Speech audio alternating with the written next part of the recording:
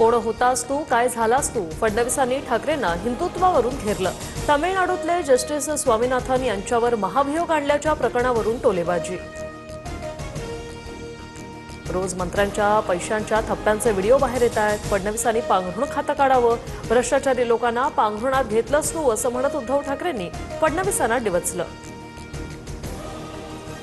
संघ भाजप आणि अमित शहांनी मला हिंदुत्व शिकवण्याची गरज नाही. गोमांस खाणाऱ्या किरेन रिजिजूंसोबत शहा जेवतात. लाज वाटायला हवी. हिंमत असेल तर रिजिजूंना मंत्रिमंडळातून काढा. ठाकरेंचा हल्लाबोल. मुख्यमंत्री पदासाठी ठाकरेंनी स्वतःचं पायपुष्ण करून घेतलं. मुंबईला लुटून खाणाऱ्यांनी शहांवर बोलू नये. उपमुख्यमंत्री एकनाथ शिंदेंचा पलटवार. दिल्लीत पवार काका पुतळ्यांची 20 मिनिटं स्वतंत्र बैठक. स्थानिक निवडणुकीत एकत्र लढण्याबाबत चर्चा. पवारांच्या भेटीनंतर प्रफुल्ल पटेल पंतप्रधान मोदींच्या भेटीला सूत्रांची माहिती. महापालिका निवडणुकीसाठी महायुतीचा फॉर्म्युला ठरला. मुंबई, ठाणे, कल्याण, डोंबिवली, नाशिक, नागपुरात भाजप शिवसेना एकत्र, तर पुणे, पिंपरी चिंचवडमध्ये राष्ट्रवादी भाजप स्वतंत्र लढणार. सूत्रांची माहिती. भाजप प्रदेशाध्यक्ष रवींद्र चव्हाण आणि उपमुख्यमंत्री शिंदेंची थोड्याच वेळात बैठक. पालिका निवडणुकीसंदर्भात चर्चा होणार.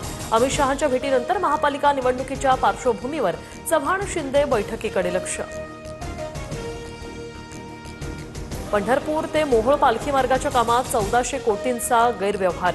सुषमा अंधारे यांचा गंभीर आरोप. भाजप पदाधिकारी रमेश मानेंना भूसंपादनाचा 4 वेळा लाभ मिळाल्याचा दावा.